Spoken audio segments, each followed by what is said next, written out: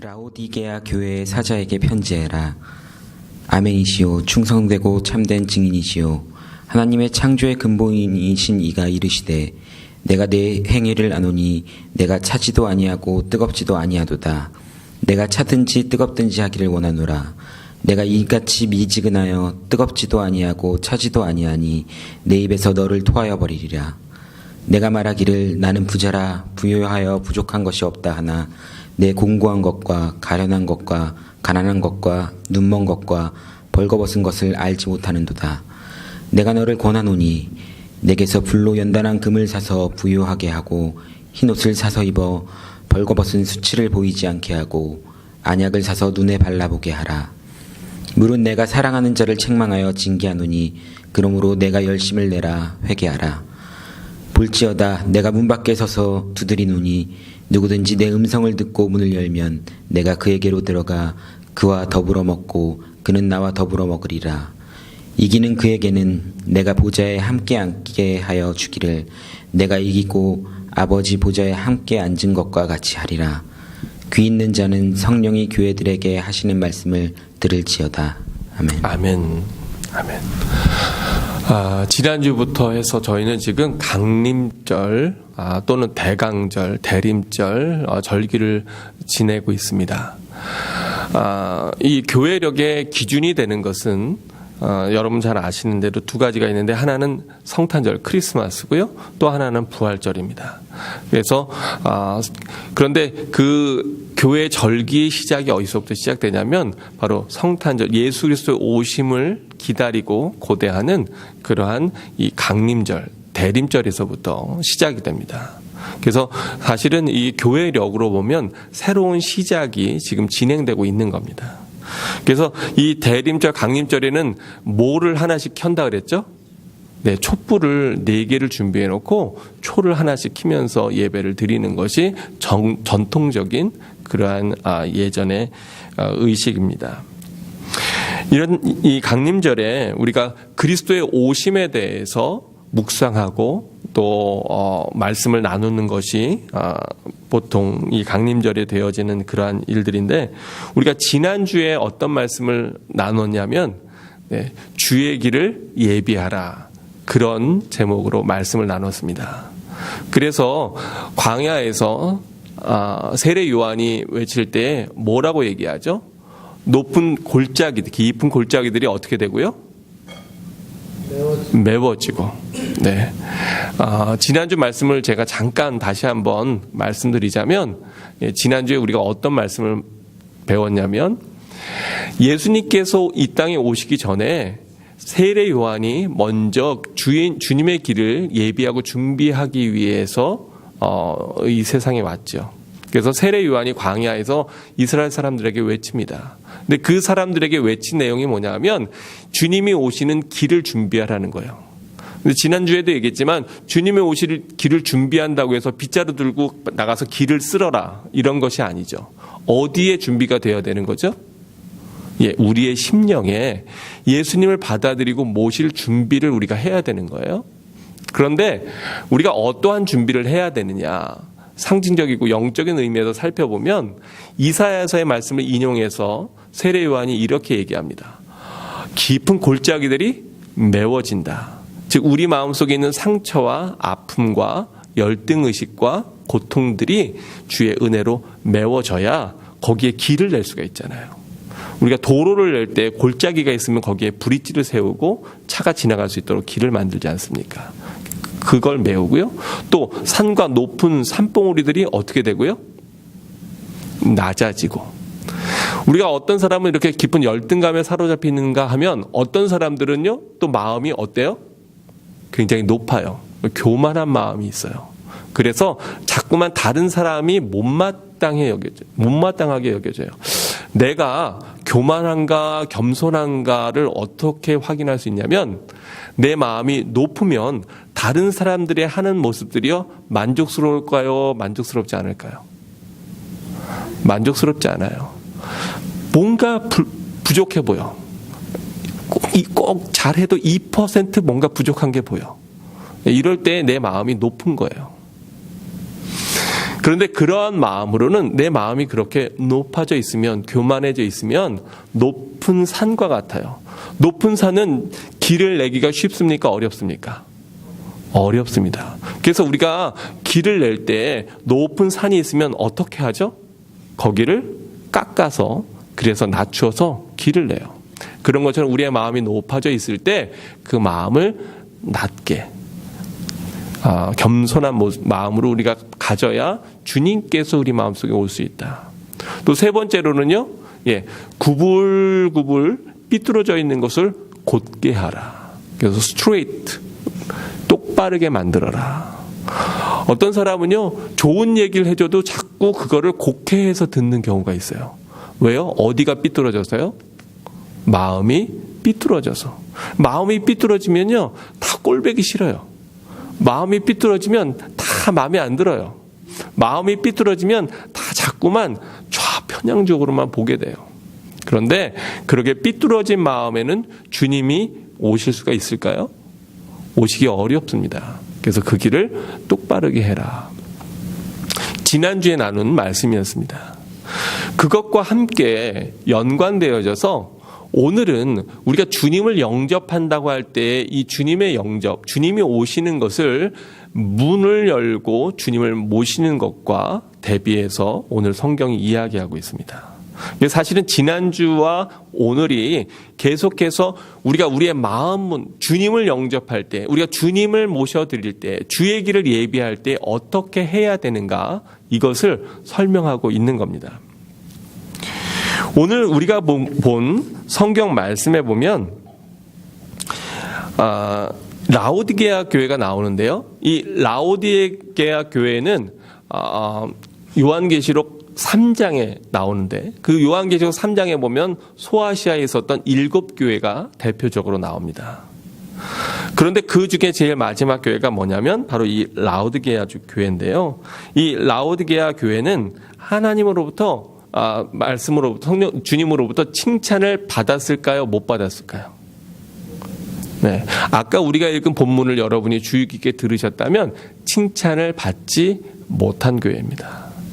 그런데 그 내용을 보면 사실은 환경적으로는, 상황적으로는 다른 7교회 가운데 제일 좋은 교회였습니다. 왜냐하면 부자였고 넉넉했어요. 우리가 밴쿠버를 흔히 얘기할 때 무슨 당이라고 부르죠? 혹시 그런 얘기 들어보셨어요? 예, 우리 조슈아가 정확하게 얘기하는데, 왜 999당이냐? 우리가 죽으면 몇 당에 가요? 천당에 가요.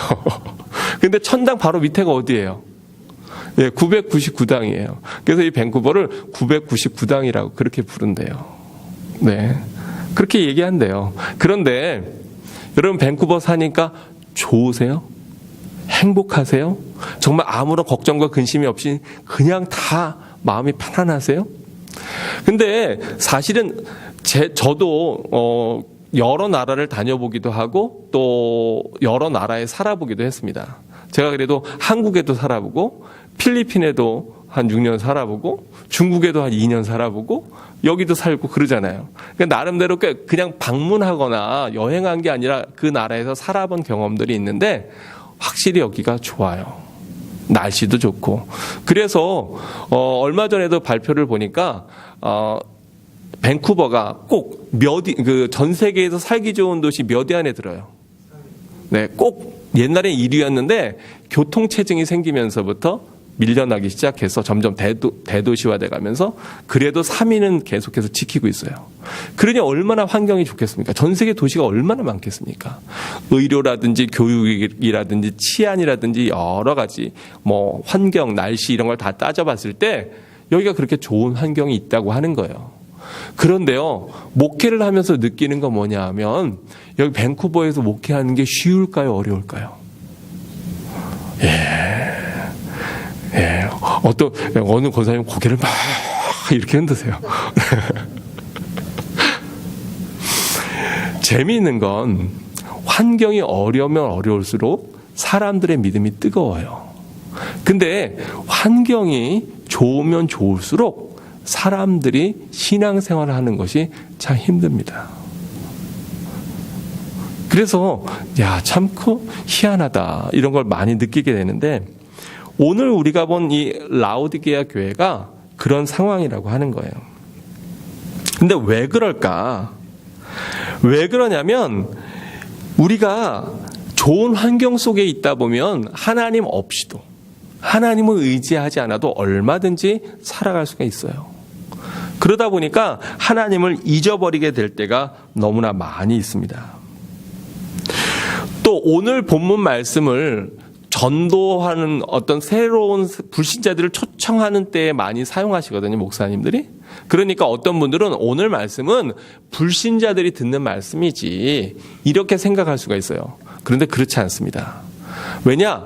오늘 예수님께서 우리에게 주시는 바로 이 말씀, 볼지어다 내가 문 밖에 서서 두드리노니 누구든지 내 음성을 듣고 문을 열면 내가 그에게로 들어가 그와 더불어 먹고 그는 나와 더불어 먹으리라.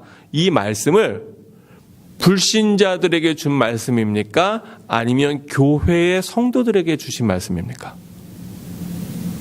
교회 성도. 네, 교회 성도들에게 주신 말씀이에요. 왜냐하면 오늘 이 본문 말씀은 어느 교회에 주신 말씀이기 때문에, 라오디게아 교회에 주신 말씀이기 때문에. 그래서 우리가 다시 한번 잘 생각해 봐야 되는데요.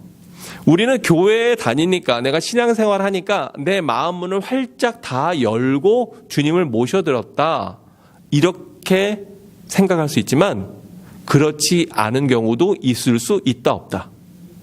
있다는 거예요. 왜냐하면 오늘 이 본문 말씀이 교회에 다니고 있는 라오디게아 교회 성도들에게 주신 말씀이기 때문에 그래요. 그래서 우리가 정말로 나는 내 마음을 지금 열고 있는가, 주님과 교통하고 있는가, 우리가 진지하게 다시 한번 오늘 말씀을 통해서 생각해 봐야 됩니다.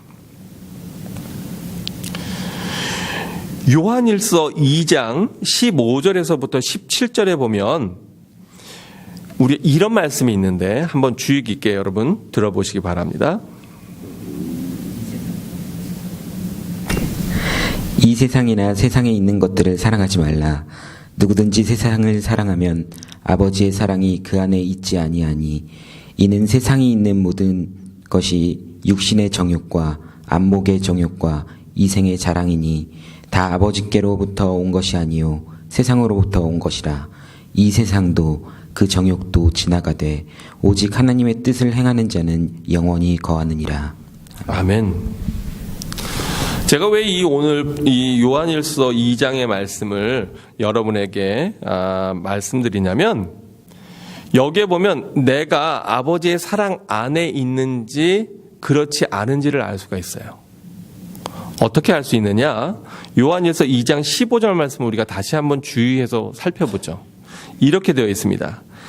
이 세상이나 세상에 있는 것들을 사랑하렵니까? 사랑하지 말랍니까? 사랑하지 말아라. 왜냐하면 누구든지 세상을 사랑하면 아버지의 사랑이 그 안에 있다고 합니까? 없다고 합니까? 없답니다. 우리가 세상을 사랑하고 세상을 쫓아가기를 좋아하면 아버지 하나님의 사랑이 내 안에 없다는 거예요.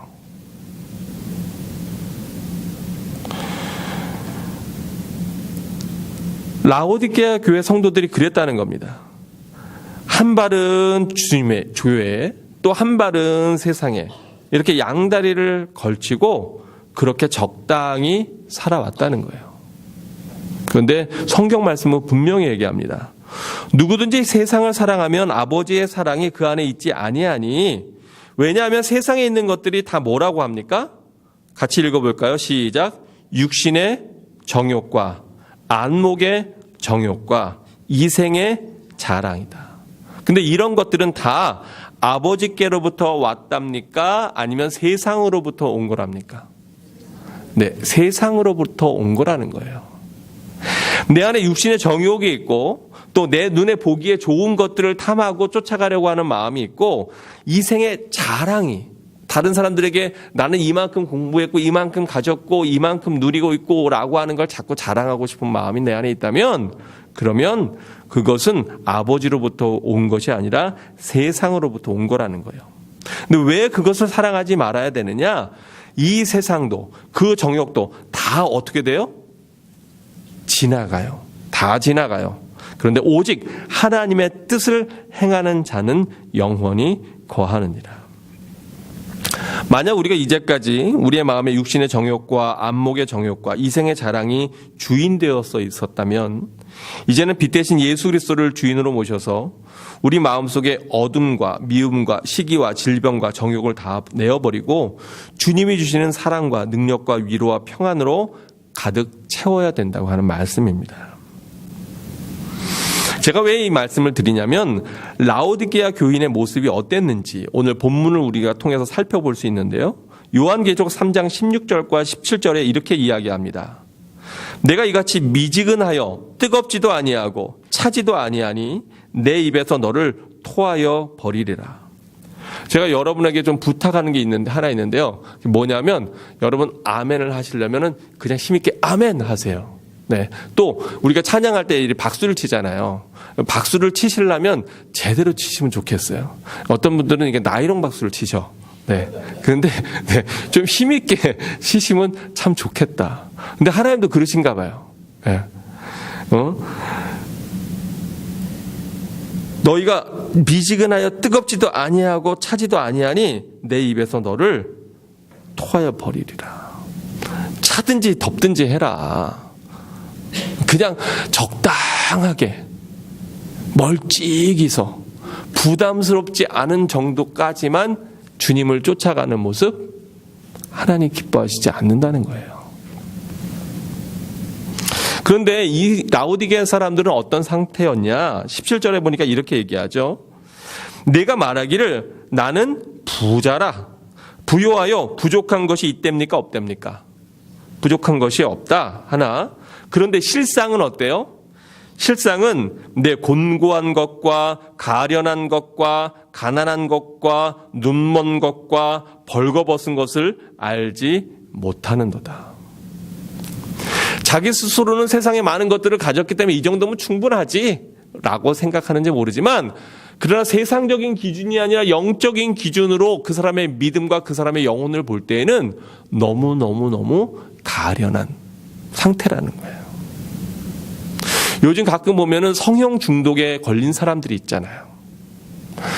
성형을 왜 합니까? 미워지려고 합니까? 이뻐지려고 합니까?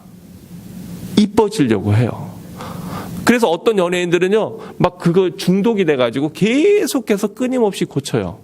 근데 그거를 바라보는 사람, 우리들은요, 되게, 돈도 많나 봐. 굉장히 부럽다. 이렇게 생각합니까? 아니면 참 안 됐다. 이렇게 생각합니까? 여러분 어떤 마음이 드세요? 네, 저는 참 안 됐다. 참 안 됐다. 한편으로는 참 불쌍하다. 참 불쌍하다. 사실은 가장 자연스러운 게 가장 아름다운데 제가 볼 땐 그래요. 제가 볼 땐 그냥 자연스러운 게 제일 아름다운데 굳이 그걸 그렇게 뜯어 고쳐야 될까? 근데 그것이 적당하면 그나마 그래도 괜찮은데 그게 너무 지나쳐서 나중에는 그 성괴라고 들어보셨어요? 네. 요즘 애들이 그렇게 얘기하더라고요. 성괴라고. 그게 뭔 말인가 했더니 뭐 성괴의 동생인가 그랬어요. 그랬더니 그게 아니고 성형 괴물을 성괴라 그런다면서요. 라오디게아 사람들의 모습이 그랬다는 겁니다. 자기는 부족한 것이 없다고, 자기는 세상에서 잘 나간다고, 많은 재물을 가졌다고, 꽤 높은 학식을 가졌다고 그렇게 생각하지만 하나님이 보실 때는 곤고하고 가련하고 가난하고 눈멀었고 벌거벗었다는 거예요. 그러니 얼마나 불쌍하겠습니까? 주님이 이와 같은 성도들을 향해서 회개하라는 말씀과 함께 내가 문 밖에 서서 뭐 하고 있다? 문을 두드리고 있다. 그렇게 말씀하고 있습니다. The Light of the World라고 하는 작품이 있습니다. 여러분 혹시 이런 그림을 혹시 보신 적 있으세요? 네. 이 성화인데요. 바로 오늘 우리가 보는 이 본문 말씀을 요한계시록 3장 20절 말씀을 주제로 해서 그린 그림이 바로 이겁니다. 윌리엄 홀만 헌트라고 하는 작가가 이 말씀에 깊이 묵상을 하면서 바로 이 그림을 그렸어요.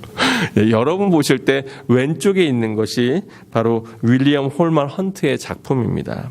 그리고 그 오른쪽에 있는 것은 이제 그것을 따라서 그린 여러 성화 중에 우리에게 많이 보여졌던 그러한, 또 예전에 보면 이렇게 집 같은 데에 걸려 있기도 하고 그랬던 모습입니다. 근데 이 그림을 그릴 때 여러분 이 그림의 특징이 하나 있는 거 다 아시죠? 이 그림에 없는 게 있어요. 뭐가 없을까요? 이 그림에? 손잡이가 없어요. 손잡이가. 근데 그것이 상징하고 있는 것이 아주 깊습니다. 그래서 이 그림을 본 그의 친구 중에 한 명이 이 그림이 이상한데? 문에 손잡이가 없지 않은가? 이렇게 얘기했어요. 그런데 헌트가 이렇게 대답했다 그럽니다. 이 문의 손잡이는 안쪽에 있다네. 안에서 열 때에 주님께서 들어가실 수가 있지. 오늘 우리가 읽은 이 요한계시록 3장 20절의 말씀에서 그 첫 번째는 뭐냐 하면 주님이 문 밖에 서 계신다라고 하는 겁니다. 근데 이 문이라고 하는 것이 여기서 의미하는 게 뭘까요? 이 문은 유한한 인간이 영원한 세계의 주님과 통할 수 있는 통로입니다. 아담의 시대에는 이 문이 활짝 열려 있었어요. 그래서 늘 주님과 교통을 했었습니다. 근데 인간의 죄로 말미암아서 이 문이 그만 닫혀버리고 말았어요. 근데 이 교통의 문을 닫은 게 하나님이 닫으셨습니까? 아니면 인간이 닫았습니까? 인간이 그 문을 닫아버린 거예요. 죄로 인해서 그 문을 닫은 거예요. 그래서 이 그림의 특징 가운데 하나가 있는데 뭐냐 하면 문 앞에요, 많은 잡초들이 우거져 있고 그리고 엉겅퀴가 위쪽에 덮고 있습니다. 그 얘기는 뭐예요? 오랫동안 이 문이 열려졌다는 겁니까? 안 열려졌다는 겁니까? 열려지지 않았다는 거예요. 인류의 오랜 역사를 통해서 하나님을 떠난 인간들이 바로 그 문을 열지 않았다는 거예요. 근데 2000년 전에 누가 이 땅에 빛으로 오셨어요? 예수님이 이 땅에 빛으로 오셨어요. 그래서 그 주님께서 지금 문 밖에 서서 기다리고 계신다고 하는 겁니다. 그래서 이렇게 굳게 닫힌 이 문, 영혼과 차단되어 있는 이 문을 우리가 열 때에 우리는 주님과 진정한 교제와 교통을 할 수 있습니다. 영혼의 충만한 기쁨과 한없는 사랑을 우리가 누릴 수 있는 겁니다. 어둠이 아닌 찬란한 영광의 빛 가운데로 나아갈 수가 있습니다. 그런데 왜 사람들은 이 문을 닫아버렸을까요? 왜 하나님을 떠났을까요? 그것에 대해서 요한복음 3장 19절에서부터 20절은 이렇게 말씀하고 있습니다. 그 정죄는 이것이니 곧 빛이 세상에 왔을 때 사람들이 자기 행위가 악함으로 빛보다 어둠을 더 사랑한 것이라. 악을 행하는 자마다 빛을 미워하여 빛으로 오지 아니하나니 이는 그 행위가 드러날까 함이요. 네. 아멘. 아멘. 네. 오늘 교회 오시면서 이 메이크업 하시고 오신 분 한번 손들어 보세요. 그냥 솔직하게 정직하게. 목사님 전 쌩얼이에요. 뭐 이렇게 하지 마시고. 네. 그래도 모래도 하나 이거 찍어 바르고 오신 분들 말이에요. 그러시구나. 네. 우리 여자분들 거의 다 하셨네. 근데 왜 여러분, 그러면 만약에 여기에 빛이 없어요. 어둠이라면 우리가 굳이 메이크업을 할 이유가 있을까요? 없어요. 왜요? 못 보니까, 안 보이니까. 도둑이 주로 밤에 활동합니까? 아니면 낮에 활동합니까? 네, 용감한 도둑은 낮에도 활동하기도 하지만 주로 대부분 밤에 활동해요. 사람들이요, 특히 대부분 보면 여자보다는 남자들이 더 문제가 많은 것 같아요. 네, 제가 볼 땐. 그래서 그 아내의 이야기를 잘 들으면 그래도 가정이 참 잘 세워지는 것 같은데, 예. 제가 무슨 얘기 하려고 그러면, 남자들이, 여기는 그래도 좀 덜한데, 한국에서 남자들이요, 이렇게 별로 안 좋은 데 가고, 예, 술 잔뜩 자시고, 뭐 이럴 때 주로 낮에 그럴까요? 밤에 그럴까요? 밤에. 왜 주로 밤에 그럴까요? 왜 주로 도둑은 밤에 다닐까요? 왜 주로 사람들이 잘못한 일, 별로 좋지 않은 일을 할 때 밤에 할까요? 곤순곤자에. 네. 뭐 여러 가지 답들이 나왔는데 다 맞아요. 숨기에 좋거든요.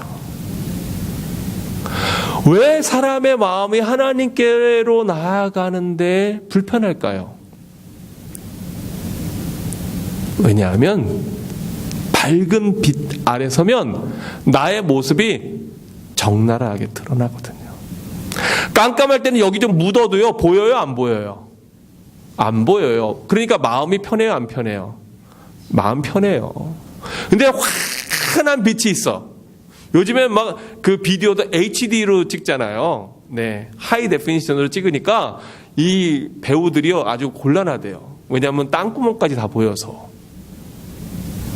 그렇게 밝은 빛으로 하나님이 우리를 보신다고, 하나님이 보시니까 그 앞에 서기가 부담스러워요, 안 부담스러워요?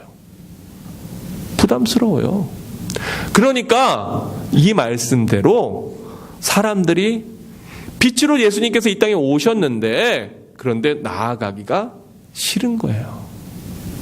여러분은 어떻습니까?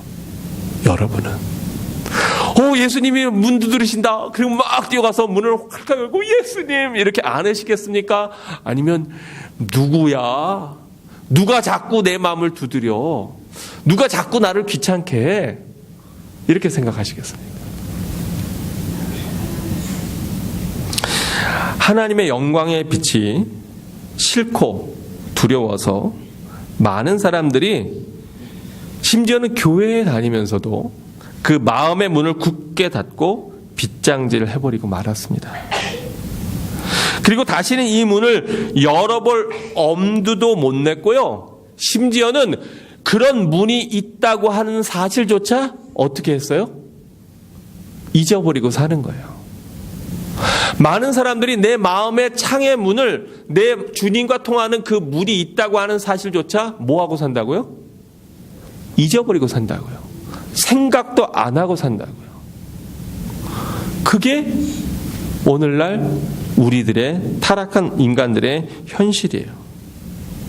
그러면서 그렇게 밝고 찬란하고 아름다운 세상이 있음에도 불구하고 그저 지금 깜깜한 이 가운데서 동굴과 같은 그 속에서 만족하면서 살아가고 있는 모습, 그게 우리들의 모습이라고 하는 겁니다. 하나님은 모르는 사람들, 또 과거에 문화가 막 발전하면서 과학 문명이 발전하면 세상에 낙원이 올 거라고 생각했던 그러한 낭만주의 시대가 있었어요. 그런데 오히려 계몽주의 그러한 시대를 거치면서 그러한 발전들이 비극으로 다가오는 경우가 많이 있습니다. 현재 과학이 얼마나 많이 발달했습니까? 근데 지금 우리의 모습이 어떤가요? 핵전쟁의 위험과 지진과 화산 폭발과 같은 여러 가지 자연재해의 가능성, 또 인간의 오염물 배출로 인해서 온난화 현상과 자연의 질서의 파괴 등 언제 무너져 버릴지 모르는 그러한 생태계의 질서 가운데에서 우리는 위기를 맞이하고 살아가고 있는 것 아닙니까? 그러기에 하나님 보실 때는 우리의 모습이 내가 몇 평짜리 집에 살든 얼마짜리 차를 가지고 다니든 가련하고 불쌍해 보이는 거예요. 그런데 바로 오늘 말씀에서 우리가 이렇게 주님께서 문을 두드리신다고 하는 것, 그것은 우리에게 어떤 의미가 있을까? 문을 두드린다고 하는 것은요, 바로 거기에 문이 못 들어오시네. 나 주를 믿노라고 그 이름 부르나 문 밖에 세워두니 참 나의 수치라. 여러분 지금 그 주님과의 문이 열려 계십니까? 아니 교회에 나와서 앉아 있는 것 말고 여러분의 삶 가운데에서 주님과의 그 문이 열려 계십니까? 주님과 대화하고 주님과 교제하고 계십니까? 만약 그렇지 못하다면 우리가 교회에 오는 것으로 만족하지 아니하고 그 문을 여는 주님과 함께 거하는 여러분 되시기를 주의 이름으로 축원합니다. 기도하겠습니다.